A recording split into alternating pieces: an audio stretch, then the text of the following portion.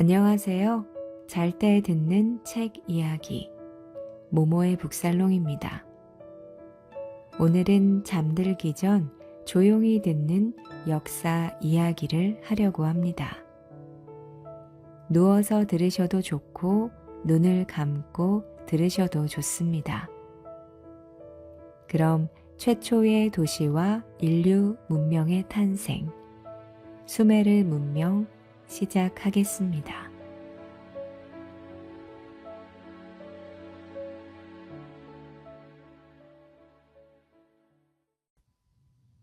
인류 최초의 발명가들, 수메르 문명.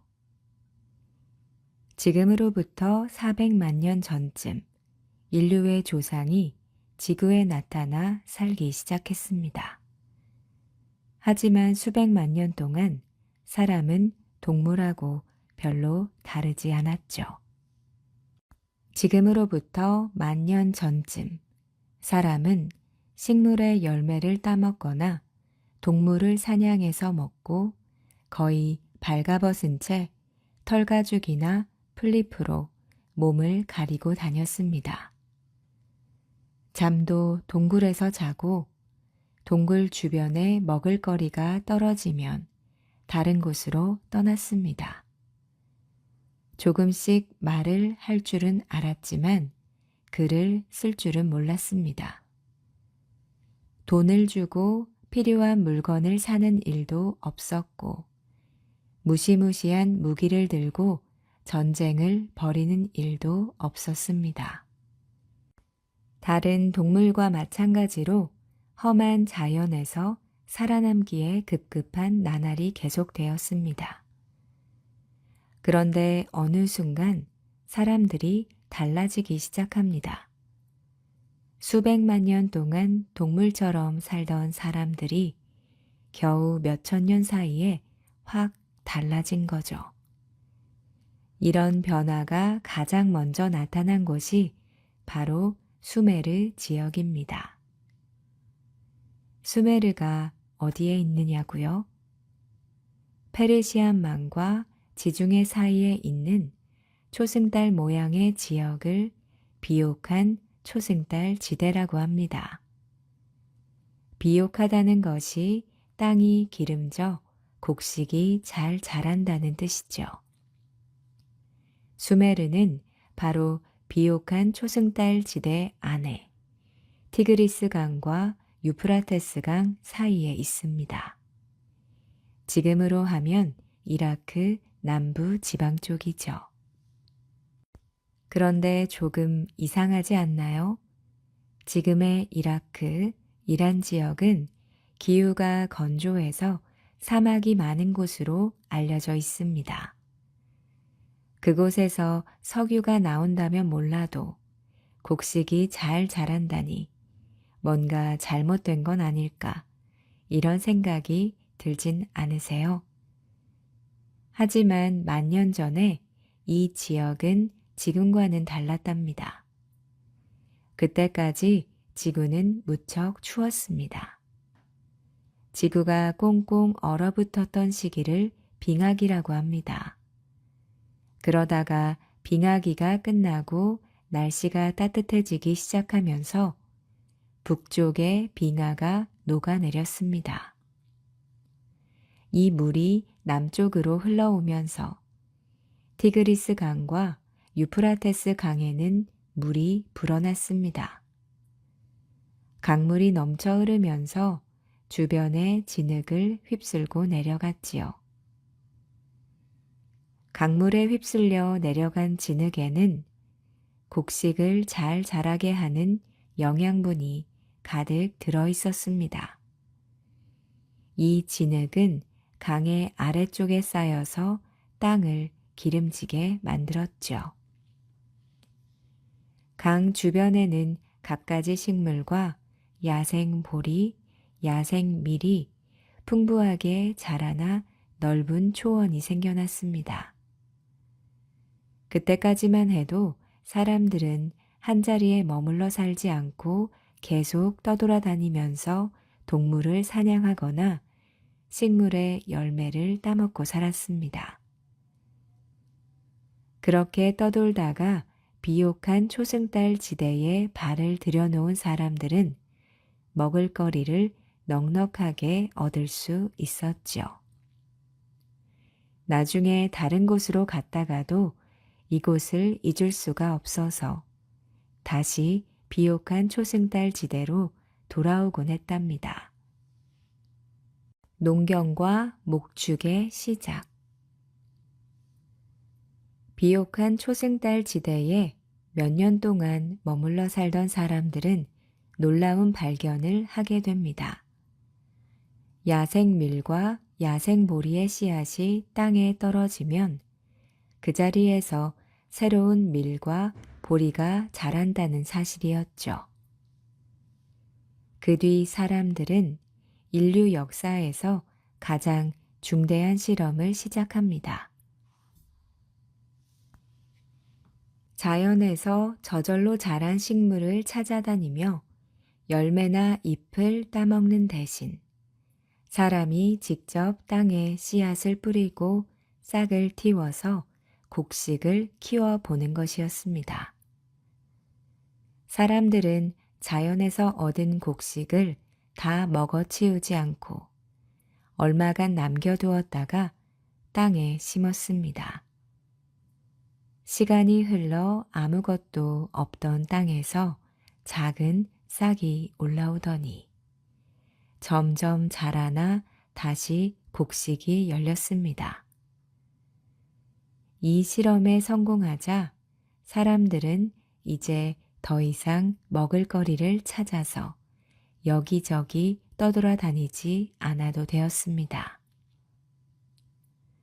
한 곳에 모여 살면서 밀과 보리를 심으면 해마다 일정한 때에 먹을거리를 잔뜩 얻을 수 있었기 때문이죠. 이렇게 곡식을 심어서 먹을거리를 얻는 방식이 바로 농경, 농사 기술입니다. 지금도 우리가 음식을 얻는 가장 기본적인 방법이죠. 농사를 짓는 것에서 더 나아가 수메르 사람들은 동물도 기르기 시작합니다. 수백만 년 동안 사람은 사냥을 해서 다른 동물을 잡아먹었습니다. 위험을 무릅쓰고 돌로 만든 창이나 도끼를 들고 동물을 쫓아다니며 잡았죠. 그러다가 9천여 전부터는 사냥을 하지 않고도 고기를 먹을 수 있게 됩니다. 동물을 길들여 곁에 데리고 있다가 잡아먹는 것. 이렇게 동물을 키워서 먹을거리로 이용하는 방식을 목축이라고 합니다. 수메르 사람들이 맨 처음 길들인 동물은 개였습니다.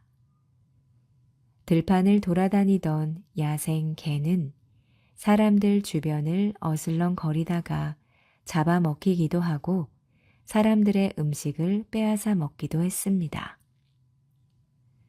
그러던 어느 날 사람들은 개에게 먹을 것을 던져주면 얌전히 먹은 다음 뒷날 다시 온다는 것을 발견합니다. 그래서 사람들은 한번 개를 데리고 있어 보기로 했죠. 이렇게 길들여진 개는 사람들에게 무척이나 쓸모가 많았습니다. 개는 영리하기 때문에 사람이 시키는 대로 잘 따랐죠. 개를 기르게 된 사람들은 차례차례 다른 동물을 가축으로 만들었습니다. 수메르 사람들이 개 다음으로 길들인 동물은 염소. 사람들은 염소에게서 젖과 고기를 얻었습니다. 염소 다음으로는 돼지, 닭, 소와 말도 키우기 시작하죠. 소와 말은 고기를 줄 뿐 아니라 사람이 하지 못하는 일도 해냈습니다. 힘이 세서 무거운 짐을 나르기도 하고 농사 지을 땅을 갈기도 하고 말은 사람을 태우고 먼 곳까지 가는 최초의 교통수단으로 쓰이기도 했지요. 이렇게 해서 수메르 사람들은 농경과 목축으로 훨씬 더 풍요로운 삶을 이어가게 됩니다. 떠돌이 생활에서 정착 생활로 인류는 수백만 년 동안 떠돌이 생활을 했습니다. 한 곳에 머물다 보면 얼마 지나지 않아 그곳에 먹을거리가 동났기 때문입니다. 그러나 농사를 짓고 가축을 기르게 되면서 그럴 필요가 없어졌죠. 농사를 짓는 사람들은 몇 달 동안 매일같이 농작물을 돌봐야 합니다. 이렇게 한 곳에서 오래 살려면 떠돌이 생활을 하던 시절처럼 동굴에서 살거나 들판에 천막 같은 집을 지어놓고 살 수는 없었습니다. 그래서 사람들은 좀 더 오래 살 수 있는 튼튼한 집을 짓기 시작했죠. 농사를 지으며 강 근처에 살던 사람들은 강가에서 자라는 갈대와 진흙을 이용해서 집을 지었습니다. 진흙을 뭉쳐서 햇볕에 잘 말려 단단한 벽돌을 만들었고, 이 벽돌로 벽을 만들고 갈대를 엮어 지붕을 얹었습니다. 이렇게 만든 집은 오래 살도록 해주었죠. 이 집에 부부와 아이들이 살았습니다. 사냥을 하며 떠돌아다니던 시절에는 수십 명씩 떼를 지어서 몰려 다녔기 때문에 가족이라는 것이 따로 없었습니다. 하지만 이제 한 곳에 머물면서 부모와 자식으로 이루어진 단란한 가족들이 한 집에서 살게 되었습니다. 그런데 농사를 짓고 가축을 키우려면 한두 가족의 힘으로는 어림도 없었죠. 농사 짓는 땅이 넓어질수록 더 많은 사람들의 힘이 필요했습니다. 수메르 지역은 곡식이 한창 자라야 할 여름과 가을에 비가 오지 않아서 가뭄이 들기 일쑤였고, 비가 올 때는 또 너무 많이 내려서 강물이 자주 넘쳤습니다. 어떻게 하면 가뭄이 들거나 홍수가 나도 농사를 잘 지을 수 있을까? 그러던 어느 날 아주 좋은 생각이 떠올랐습니다. 강물을 끌어와 땅에 물을 대면 비가 오지 않아도 곡식에 물을 충분히 줄 수가 있었죠. 그래서 수메르 사람들은 강물이 농사 짓는 땅까지 흘러올 수 있도록 땅을 파서 물길을 만들었습니다. 또 사람들은 홍수가 나도 물이 넘치지 않도록 강가에 둑을 쌓기 시작했고, 물길을 막아서 강물을 모아두는 저수지도 만들었습니다. 또 저수지에 문을 만들어서 평소에는 닫아두었다가 가뭄이 들면 문을 열어서 물이 땅으로 흘러가도록 했죠. 이렇게 강가에 둑을 쌓거나 저수지를 만들려면 수많은 사람이 힘을 합쳐야 합니다. 그래서 사람들은 서로 가까운 곳에 집을 짓고 살았습니다.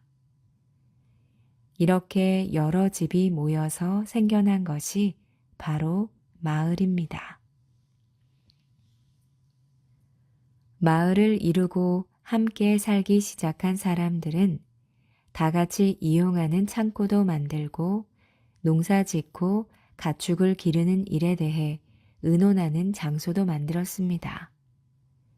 자연스럽게 경험이 많은 어른이 다른 사람들을 이끌게 되었죠. 마을에 모여 사는 사람들은 대개 형제, 자매 사이.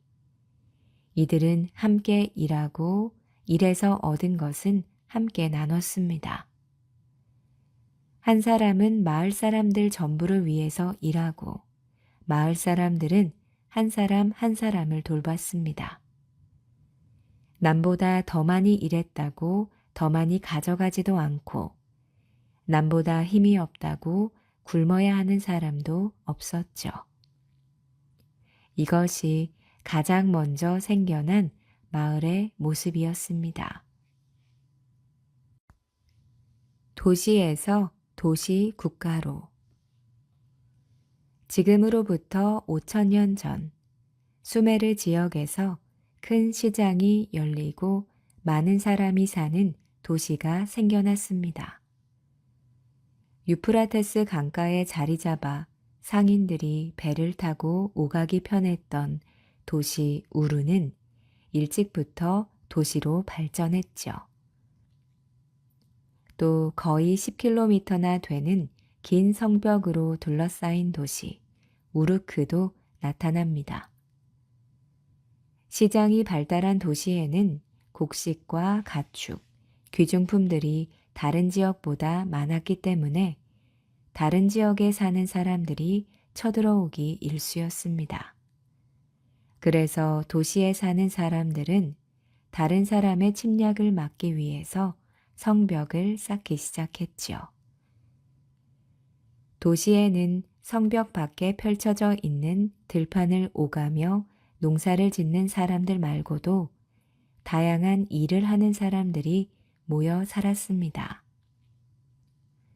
배를 타고 강을 오르내리며 장사를 하는 상인, 화려한 장신구나 튼튼한 쟁기를 만들어 파는 장인들도 있었죠. 이들 가운데 많은 재산을 모은 사람들도 생겨나기 시작합니다. 도시가 점차 번성하면서 하나의 도시를 중심으로 주변의 여러 마을을 아우르는 국가가 세워집니다. 이를 도시 국가라고 합니다. 우르와 우르크, 키시 등은 수메르의 도시 국가로 발전했습니다. 수메르인들의 놀라운 발명품. 도시에는 많은 사람이 함께 모일 수 있는 큰 건물이 생겼습니다. 큰 건물을 지으려면 나무나 돌이 많이 필요했죠. 그러나 수메르 지역은 산이나 숲이 드물었기 때문에 먼 곳에서 가져와야 했습니다. 처음에는 당나귀에 실어서 날랐죠. 그런데 많은 양을 한꺼번에 나르려니 당나귀만으로는 힘이 들었습니다. 수메르 사람들은 나무, 돌뿐 아니라 시장에서 사고 파는 많은 물건을 편하게 나를 수 있는 방법을 찾았습니다. 바로 바퀴를 발명한 것이죠. 땅에서 바퀴를 이용했다면 물에서는 돛을 이용했습니다. 배에 돛을 달면 바람의 방향이나 세기에 따라서 배를 조종하기 쉬웠기 때문에 강과 바다를 통해서 물건을 훨씬 빨리 나를 수가 있었죠. 수메르인들의 또 하나의 중요한 발명품은 달력입니다. 수메르 사람들에게 날씨와 계절의 변화를 아는 것은 중요한 문제였습니다. 언제 가뭄이 들고 언제 강물이 넘치는지를 알면 미리 대비를 해서 농사를 짓는데 큰 도움이 되기 때문입니다. 날씨와 계절의 변화를 알기 위해서는 해와 달과 별의 움직임을 잘 살펴야 했습니다. 열심히 하늘을 관측한 수메르 사람들은 지금과 똑같이 1년을 12달로 나누는 달력을 만들었습니다. 또 일식과 월식이 일어나는 때를 표로 만들었고 별의 움직임을 그림으로 그렸지요. 덕분에 수메르 사람들은 달의 변화에 따라서 날짜를 계산하고 계절이 바뀌는 때에 미리 대비해서 농사를 지을 수가 있었습니다. 이처럼 다양한 발명품이 계속 나오면서 수메르 사람들의 삶은 예전과 비교할 수 없을 만큼 풍요로워졌습니다. 수메르를 다스리는 신들. 수메르 사람들은 생활을 편리하게 해주는 여러 물건도 발명하고 농사도 더 잘 짓게 되면서 풍요로운 생활을 하게 됩니다. 이런 생활은 어디까지나 수메르 사람들이 스스로 열심히 노력해서 얻은 것이죠. 하지만 수메르 사람들은 세상을 움직이는 신비로운 힘이 있어서 자신들에게 일할 수 있는 능력을 주었고 도시 국가도 지켜준다고 생각했습니다. 그 신비로운 힘을 지닌 존재가 바로 신이었죠. 사람들은 홍수나 가뭄 같은 자연 현상뿐 아니라 농사를 짓는 일, 장사를 하는 일, 벽돌을 만드는 일 등 사람이 하는 온갖 일을 모두 신이 다스린다고 생각했습니다. 그래서 수메르 사람들은 무려 3,000명이 넘는 신을 숭배합니다. 신에 대한 믿음이 강했던 수메르 사람들은 신에 대한 수많은 이야기를 만들어냅니다. 사람이 이 세상에 태어난 것도 다 신의 뜻이다.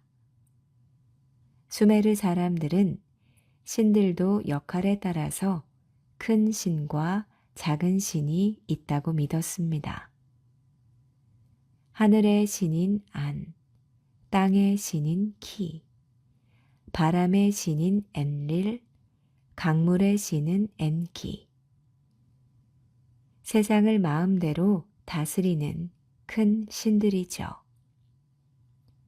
큰 신들은 자신들을 위해서 농사를 지어 먹을거리를 마련하고 옷을 만들어 바칠 작은 신들을 만들었습니다. 작은 신들은 큰 신들을 위해서 끊임없이 일을 해야 했습니다. 그러던 어느 날 신들의 세상에 큰일이 생겨납니다. 그동안 큰 신들을 위해서 일했던 작은 신들이 너무 힘이 들다며 화를 낸 거죠. 작은 신들은 지혜로운 강물의 신 엔키에게 더 이상 일을 하지 않겠다고 말했답니다. 그래서 엔키는 고민 끝에 작은 신들을 대신할 사람을 만들기로 합니다. 수메르 사람들은 작은 신들 대신 일을 하기 위해서 사람이 태어났다고 생각했습니다. 그리고 신들은 농사를 더 쉽게 지을 수 있도록 쟁기를 사람들에게 선물한 거고요. 이렇게 신은 사람을 만들었고 또 농사를 도와주는 선물을 주었으니 사람은 열심히 신을 섬겨야 한다고 믿었습니다. 수메르 곳곳에 신들에게 기도를 드리고 제사를 지내는 신전이 있었습니다. 도시국가 한가운데에는 가장 중요한 신을 섬기는 지구라트라는 신전을 세웠습니다. 멀리서 보면 마치 산처럼 보이는 이 거대한 신전은 벽돌을 쌓아서 지었고 신전 안에 신들을 모신 방 말고도 사제들이 지내는 방과 귀한 보물을 보관하는 창고도 있었습니다. 우르에는 달의 신이자 우르의 수호신인 난나를 모신 20m 높이의 지구라트가 있었고 우르크에는 사랑의 여신이자 우르크의 수호신인 이난나를 모신 지구라트가 있었습니다. 신전의 우두머리인 사제는 신에게 음식을 바치고 제사를 지내는 사람이었지만 한편으로는 신을 대신해서 도시를 다스리는 사람으로도 여겨졌습니다. 사람들은 남은 음식을 신들에게 바쳤고 신전에 그 먹을거리를 보관합니다. 사제는 남은 먹을거리를 관리하며 농사를 짓는데 필요한 물을 끌어오는 일이나 물건을 사고 파는 일을 감독합니다. 또 사람들 사이의 갈등과 문제를 조정해 주기도 하죠. 이 때문에 사제의 힘은 점점 더 커졌습니다. 문자와 학교의 탄생. 수메르 사람들은 바퀴와 돛, 달력을 비롯한 수많은 발명품을 만들어냈지만 가장 위대한 것은 문자의 발명입니다. 수메르 사람들은 인류 최초로 문자를 만들어 사용했지요. 수메르 사람들이 문자를 만든 것은 입에서 입으로 전하기에는 알릴 것이 너무 많았기 때문입니다. 장사를 하면서 주고받은 물건이나 농사를 짓는 방법, 수많은 신에 관한 이야기 등은 여러 사람들이 함께 알아야 할 지식들이었기 때문에 전해주어야 할 사람들도 양도 늘어난 것이죠. 처음에는 그 내용을 그림을 그렸지만 매번 그림을 그리는 것이 힘들어질 만큼 내용이 늘었습니다. 그래서 그림을 단순하게 표시하기 시작했죠. 수메르 사람들은 갈대를 잘라서 끝을 날카롭게 다듬어 펜처럼 사용합니다. 갈대 펜을 진흙으로 만든 점토판에 꾹꾹 눌러서 기록을 하죠. 이 모양이 마치 쐐기처럼 생겨서 우리는 이것을 쐐기 문자라고 합니다. 점토판에 문자를 기록해 두면 사람들에게 일일이 말로 전하지 않아도 문자를 읽을 줄 아는 사람들에게는 쉽게 내용을 전달할 수 있었습니다. 또 말로 전할 때는 말을 할 때마다 내용이 조금 달라지기도 하지만 한번 기록해둔 문자는 바뀌지 않기 때문에 정확하게 전달할 수 있었죠. 이로써 승리한 전쟁이나 무역 협상, 신전 건축에 대한 기록은 모두 점토판에 남게 됩니다. 수메르 문자로 기록된 점토판은 수천 개가 남아 있어서 오늘날까지도 수메르에서 어떤 일들이 있었는지 알려주고 있습니다. 그런데 말은 누구나 사용하니까 쉽게 배우지만 문자는 아는 사람이 적어서 특별히 배우지 않으면 익힐 수가 없었습니다.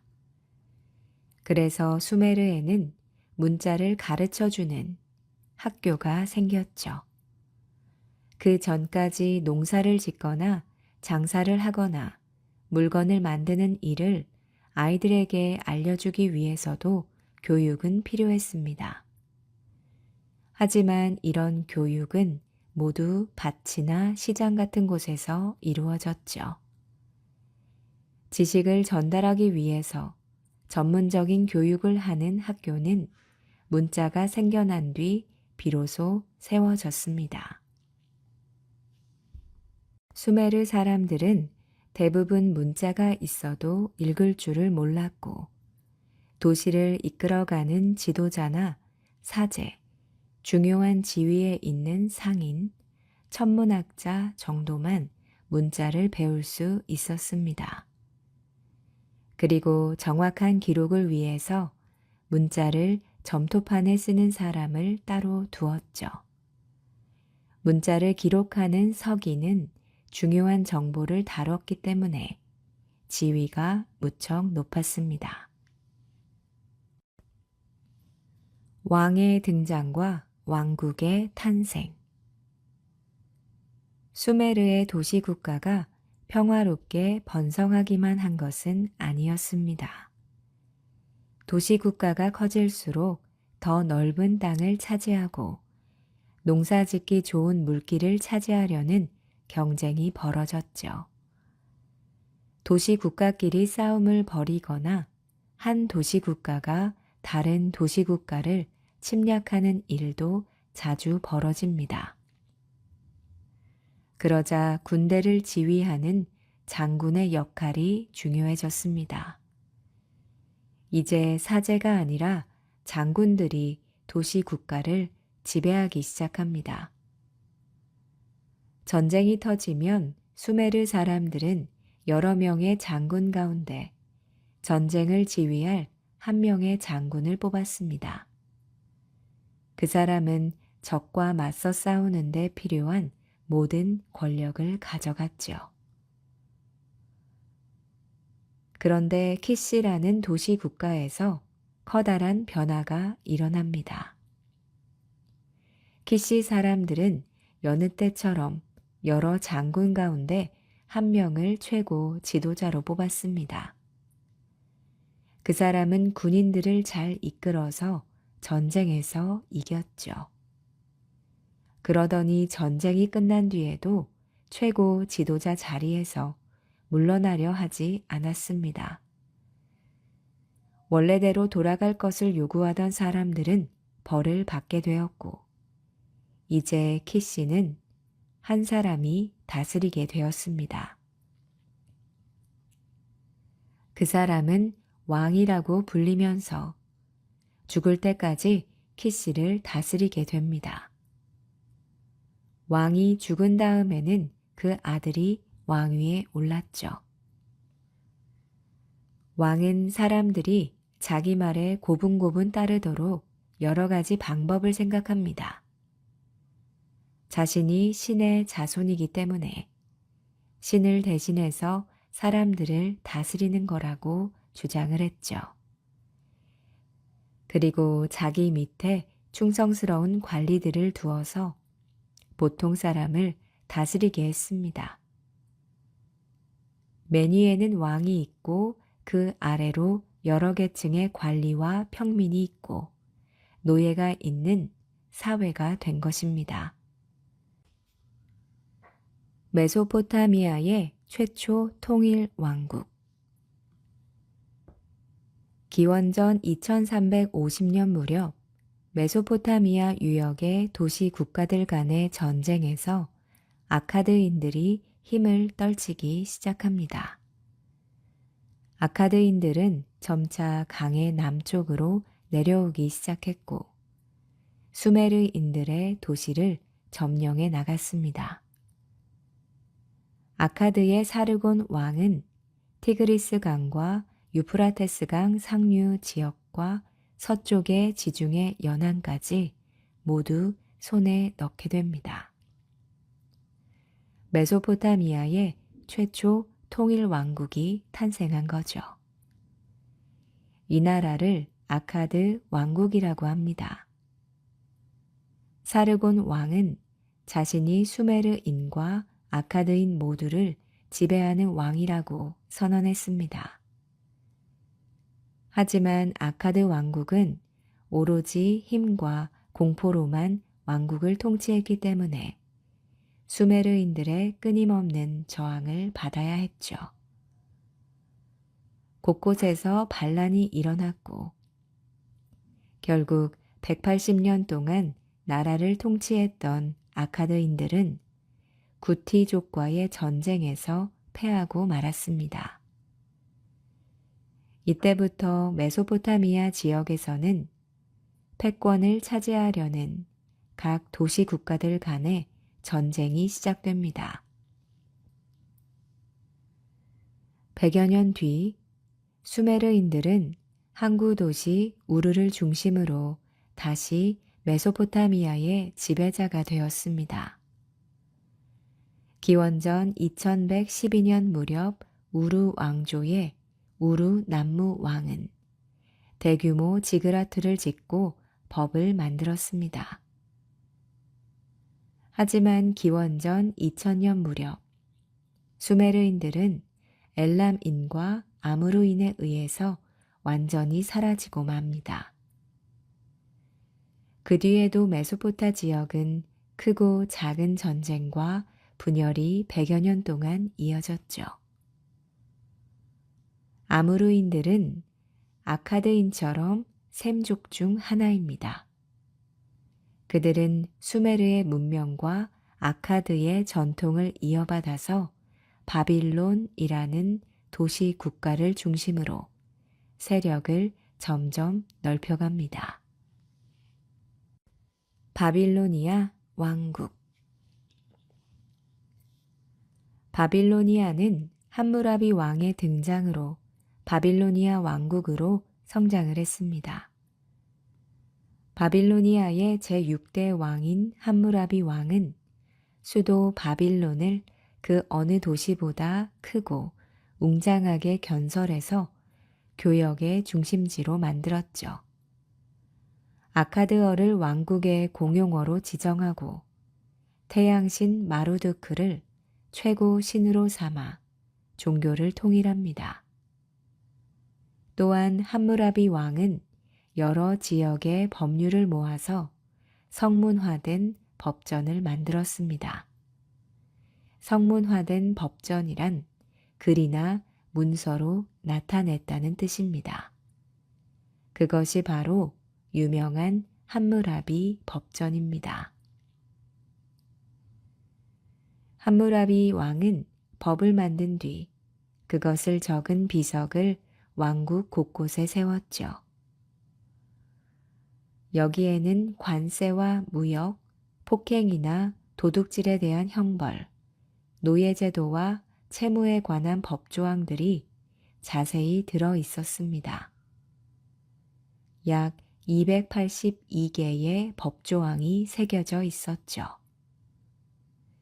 형벌은 비록 신분과 성별에 따라 달랐지만 적어도 같은 신분과 성별이라면 법 앞에서 평등했습니다.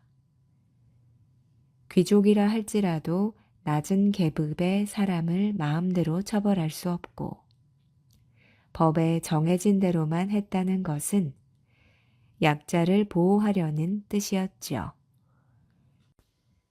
이 법이 정해진 이후부터는 무제한적으로 가해지던 복수와 재복수의 반복을 멈출 수 있게 됩니다.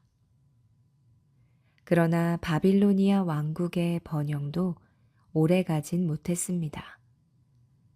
함무라비 왕이 죽은 이후로 곳곳에서 반란이 일어났고 바빌로니아 왕국은 점차 힘을 잃어가기 시작했습니다. 보너스 이야기 바벨탑. 성경 창세기에는 하늘까지 닿는 탑을 쌓으려 했던 사람들의 이야기가 실려 있습니다. 대홍수가 지나간 후 신할, 바빌로니아 땅에 정착한 사람들은 자신들이 이룩한 문명의 위대함을 자랑하기 위해서 하늘까지 닿는 탑을 쌓아서 신에게 도전하려고 했지요. 그 탑이 바로 바벨탑입니다. 그러나 사람들의 오만한 행동에 분노한 신은 본래 하나였던 언어를 여럿으로 나눠버립니다. 서로 말이 통하지 않게 되자 사람들은 계속해서 바벨탑을 건설할 수 없게 되었죠. 탑을 세우고자 했던 인간들은 불신과 오해 속에서 서로 다른 언어들과 함께 전 세계로 뿔뿔이 흩어지게 되었습니다. 성경에서 나오는 바벨탑은 바빌로니아 사람들이 건설한 마르두크 신전의 지구라트라는 이야기가 있답니다.